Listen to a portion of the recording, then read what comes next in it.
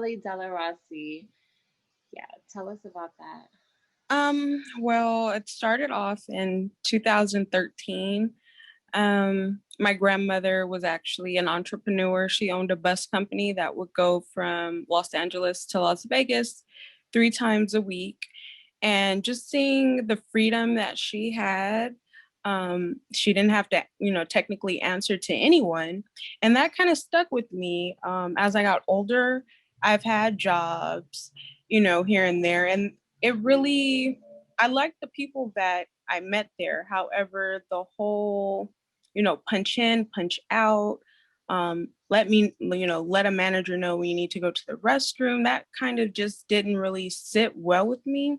Not that I don't like, authority or structure, but it was just the fact that I really have to tell you when I need to, run to the bath. Like the bathroom could be right in front of me, but I have to run and tell you, hey, I'm gonna go to the bathroom before I can come back. And it was just certain things about, corporate America that I really didn't like. So it was always in the back of my mind, look, if I want to do what I want to do and be my own boss, I really have to start my own business. And my grandmother did end up passing away in 2011. And that kind of really put a fire under me to start something of my own. I feel like everything happens for a reason, and this is my business that I'm going to end up passing down to my daughter, showing her the back end of it, because everybody sees the glitz and the glamour of it, but they don't understand the value in balancing your books, making sure that your overhead doesn't exceed what you're bringing in. And I also feel that a lot of Black people don't have access to that type of knowledge because it's not really in the forefront for us. So seeing a Black business flourish and could possibly make it into, the Walmarts, the Ultas, the Targets of the world could make that Black girl from Los Angeles or wherever she's from, small town, give her hopes that she can, build something and, start a legacy. Did you attend school? Yes. I actually attended school to get my degree in acting. I love acting. I love theater arts. I feel like that is another reason why corporate America never really, gave me the freedom to express myself the way that I would want to. I went to Santa Monica College and then transferred to CSUN, Cal State University of Northridge, to get my Bachelor in Fine Arts. I got my associate's degree at Santa Monica College. And from then on, I just, I was always into hair and makeup. And for one of our finals for to get my theater degree, we had to do hair and makeup for stage play. And like I said, I've always had a knack for hair and makeup, but it was then that I said, okay, no, this is it. This is my calling. Theater, yes, I've done plays, I've done shows. I've been an extra in movies. I've done reality TV, but hair and makeup, that's my niche. I feel like that is my absolute calling. So I went back to school in 2015 to get my license in cosmetology. It took about a year or less, including going to state board and passing. And from then, actually backtracking, I did have my second degree in business management. So in hindsight, I was going to school for theater, but also taking all the business classes, not realizing that about 5 years later, I would need that knowledge. So I always tell people when you go to school, do what you want to do first, but also have a plan B. you need a plan B. Whether you think your plan A is going to succeed or not, just having something to fall back on will really help. And it'll also tell people that, you are advanced in learning, so they can't take advantage of you. My ethnicity, to my knowledge, is completely Black. My grandfather's grandfather was Native American and German. However, it's never been confirmed. But since he was born in Germany, that's the notion. But we haven't been able to trace any. It's like almost like he just dropped out of the sky. Oh, It was like wow. he dropped out of the sky. Like, where did you come from? Who are we? Um, but I've tried to trace my genealogy back, and it literally stops with him. Like, we have no pictures of his parents, anything like that. And to me, he pretty much looks like a little old Asian guy. So yeah. I Wow, used to get that I was Dominican, I was Bohemian. My sister looks like you. So it was just like, okay, we have a whole melting pot of what everybody looks like. Bridezilla. Yes. Let's talk about it. I knew it was coming. Yes. How did you end up on the show? What was the process like for you? And were you really turned up? Um, like I said before, I had done reality TV before, so it was kind of like once you do reality TV, you're kind of like in this Rolodex of when producers are looking for people, they'll just send out mass emails or text messages to people that have worked with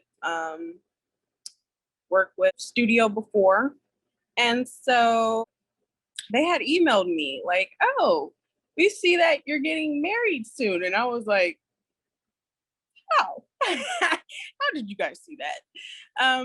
In any event, I talked to my now husband Gerald about it, and he said, "If you want to do it, then I mean, I guess we can." Now, I had always watched Bridezillas growing up. I thought the show was funny. I knew most of the things were not real. However, I have a best friend. She's also done reality TV, and I ran the idea by her, and she was like, "Yes, let's do it. Let's do it, and let's do it big." So I said, "Okay, well, you know how the reality TV goes. Let's give them a show." So I was not a bridezilla. Like I said, we were planning the wedding literally in under 1 year. So we had gotten engaged um, October 30th, 2016, and we got married October 28th, 2017. So, funny story how that date actually came about. I actually wanted a spring wedding, and it would have been too short of a notice. If we had done it in the springtime the following year, we would have to push the wedding back to 2018. And neither one of us wanted to do that. We just wanted to hurry up and get it over with. Not that we were in a rush, but it was like, well, we're here. Like, I don't want to be engaged for 10 years, especially when we have everything set to do it now, And then we had my grandfather, he was ill at the time, and I was like, okay, I want him to be there. So, he was the only living grandparent that I had left. So I really wanted him to be there. So Gerald understood, and he was like, yeah, like, whatever you think is best, like, let's just go for it. So the planning process was tedious up until we found the venue. So it took me about 4 months to find a venue. And that's because Gerald was actually in Virginia playing football. So he was not as active as I would have liked him to be, circumstances. But after I found the venue, everything else was pretty much smooth sailing. I didn't have a planner. I didn't know anything about wedding planning. I didn't know what I needed to have. People were telling me like towards the wedding date, like, oh, you're supposed to have like a planner, they're supposed to do this, they're supposed to, help you out. And I didn't know, I was 24 planning a wedding. I didn't know what was going on. I didn't know what I should have had. Like, in hindsight, you're being older. You're like, oh yeah, you definitely need this. You need that and this over there. You need this to go over here. The planner is supposed to be calling venues and do that, So at the time, like I said, I was 24. I didn't know what the heck was going on. My parents, they were like, what do we do? I don't know what you need help on. I don't know. Like, this is a new world for us. My parents have been together since 19, 1984. So planning a wedding in 2017 was like, okay, this is new to us. We don't know anything about this. So whatever you need, we're here, but don't ask us about this and that because we didn't have that back in our day. So my older cousin, I want to say she's a second cousin to my mom. No, she's my mom's first cousin. So my second cousin, she stepped in a month before the wedding to help with the finalization of everything. So she kind of took a load off my mom's back when it came to the final not processional, decorations, speaking to the venues, making sure the flowers were present, and all the ins and outs that I didn't know needed to be in or out. And she did that. Bridezillas came into play 2 months before the wedding for the bridal shower and the bachelorette party. Now, a few of my bridesmaids were like kind of okay with the idea, and a few of them were like, no, we want no parts of this. No. Some family, I want to say maybe about, I would say like probably like 10 people were like, no, you're going to ruin your wedding day. Having them there, like, it's going to make you look bad. But at the end of the day, it was my decision. Like I said, I've been watching Bridezillas since I was 12. And I said, I want to be on that show. And it's crazy when you say something. That's why I tell people, you be careful what comes out of your mouth, because like it'll happen. Especially if you keep repeating it, it will definitely happen. So like I said, I've been saying it. I wanted to be on the show. And I feel like if you know who I am, you would know that that's not who I am. Like, I had girlfriends that I went to high school with. We've been friends for 12 years at that time. And they were afraid to like tell me that they couldn't find like their David's Bridal. That's where I got my dress from. And the bridesmaids got their dresses from in different states. So they would go get fitted in their state and bring their dress to California. So I had one girlfriend, she said she was afraid to call me and let me know that they didn't have her dressed. However, they had another dress in the same color. And I was like, girl, really? Like, really? You really thought that I was gonna, like, I would kick you out of my wedding for that? She was like, well, I didn't know you're on Bridezillas. It's like, girl, we are friends. There would be no reason. Right. So you should know that this is acting. This is a gig. This is a job. Thank you. Yes. I said, girl, like, really? She was like, oh my gosh, I've been dreading calling you for 2 weeks. 2 weeks. you've been sitting with this on your heart for 2 weeks. But she was like, okay, well, I feel better now. And I had another girlfriend that I was friends with since the first grade. She didn't know. Well, she said, well, the shoes that you sent out, I couldn't find them. So I got a different pair of shoes. Girl, you're going to be wearing these shoes for about 6 hours. Please, whatever is comfortable for you. Exactly. But so, I mean, obviously, being a bridezilla does have a negative connotation. But like I said, if you've known me for years, if I have never blown up on you about anything, why would I choose the day you stand beside me to blow up on you over no?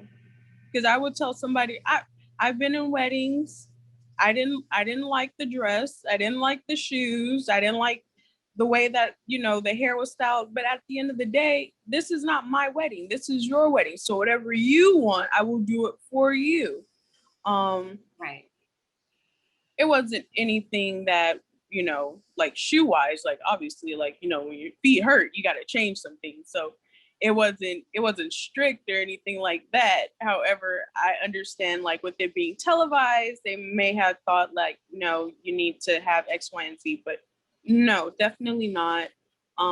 There were even some outtakes where we're inside of the venue and they're like, okay, you got to say this and you have to say it like that. So people seeing that, like, on my wedding day, I feel like it gave them like a peace of mind. Like, okay, our family member isn't crazy because look, they're actually directing her and telling her what to do and how to say it. And, so my dress was huge. It was made by Vera Wang. It was a gorgeous dress. Oh my goodness. As soon as I saw it, I tried on about 12 dresses. All of them were horrible. I don't know what the heck this guy was bringing to my dressing room. There were some trumpets, some A-lines. Now, I'm hippie and I have a big butt. So some of the dresses like pushed my butt in. It just did nothing for my figure. And now I was actually, I want to say I always wanted to be a Panina Tournay bride. Now she is, that designer is known for sexy dresses, form-fitting, like, honey, Pow. Now I told Gerald if we do another ceremony, because I said, like, why not do, like, do something for like 10 years or whatever, because by the time we're married 10 years, we will have been together 20. So I said, let's do something for that. And that's like, what, 10 years from now? So I said, let's do it. Like, shoot, we'll still be hot. 40 is not old. Like, let's do it again. Exactly. So I said, if we do decide to do it again, because it's still up in the air, but I feel like he's gonna agree to it. I would definitely be a Panina Tournay bride, but I had a Vera Wang ball gown. Now this, I was not even thinking ball gown. Like, ball gown? No, I want to be sexy. Like, who's to tell when I'm gonna have this 25-year-old body again? Like, I'm in my prime. I don't want to hide it. Right, But exactly. there was something that I totally wasn't looking for. But as soon as I put it on, the waterworks came and people around me were like, oh my gosh, like, that is your dress. That is your dress. You have to leave here with that dress. My mom's all, my sister's like, this is it. Oh my gosh, this is the dress. This is the dress. Yes. But it was gorgeous. So, like I said, Bridezillas, the dress was huge. I talked my smack. And what do I do next? On my wedding day, I fall face first. And my best friend would never let me live that down. She was like, girl, remember you had to talk all that shit to me? And then you turned and walked away and you end up falling. Like, yes, I ended up falling. Oh my God, just like that. Girl, just, it's a little nudge from the Lord, a little nudge. Just boom, down. Oh So my I goodness. I would never forget that, because to me, I mean, it was funny. Like, people talk, the internet talks, um, and people would find me on Twitter, on Instagram, and be like, "Girl, you were talking all that stuff. You ended up like, yeah, I fell. It was funny. It's still gonna be funny. It's not good. It's It still doesn't gonna, make me right. right. It doesn't make me sad." And then like I had other people like, "Oh my gosh, I thought like you guys, like you and your husband were gonna like divorce within a year," because there are some people that end up divorcing right after everything wraps. So I was just like, it's not gonna be me. Message boards, they keyboard warriors, like, your husband's not gonna stay with you. It wasn't real. Like, leave us alone. Exactly. but Exactly. but you signed up for it, so you just have to be strong enough to endure it. Like, I know our relationship isn't going anywhere. I do have respect for him, although it looked like I may have been a little bitchy.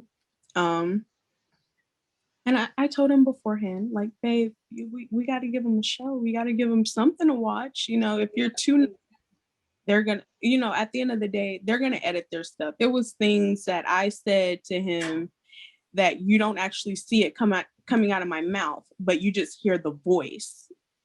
So Okay. that's how they, make things appear worse than what they are. Just pay Okay. attention to that the next time you see, like, any reality show. You'll hear a lot of voiceovers. And that lets you know right there, okay, this was taped beforehand, but they're using it in this situation to make it look bad. I just watched Basketball Wives, and I saw it happen. So, it's really about editing. And if I could do anything over, I actually probably would do Bridezillas again, because, Okay. like, it was to me, it was a fun experience. I got to be with my best friends 24/7 while we taped the show, and it's memories for us. It's memories Yeah. for Gerald. He didn't see anything wrong with it. It was a good time. It was a lot of acting. It was a lot of um I um just thought of something really funny what? because um no, because so my fiance was at your wedding.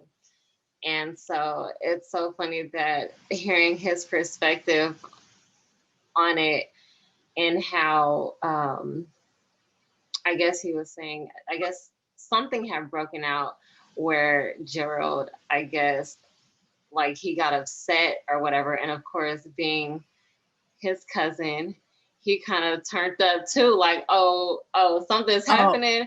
Oh yes. yeah, we I was we just about to go. I was definitely gonna get to that. So oh my, when I tell you they are trained to go, they are trained to go. Trying to So get. everybody ran outside, and like the producers had to, no, no, no, no, no, it's okay, it's okay. Because I saw some older guy. I know he's an uncle on the blocking side. And he was like, well, if something happening with this is my new family. This is my new family. I'm watching. Yeah, he was all in. So like the Ready to producers had to tell him, go. like, no, it's okay. Because he was like, I'm showing y'all, like, look, this is who y'all married into. This is the family y'all married into. If something goes down, it's gonna need to stop. Like, we got Exactly. this. We got So this. yes. So I mean, at the end of the day, that part again wasn't real. But it Oh, just showed, so like, oh, okay, well, they are with the business, for sure, for sure. that is just too funny. That part just keeps replaying in my head. I'm like, Yes. that's Like, when that's the whole hilarious. party was outside, the whole party was outside. Oh yeah, they weren't playing with anybody. Um, so relationship. How did you guys meet?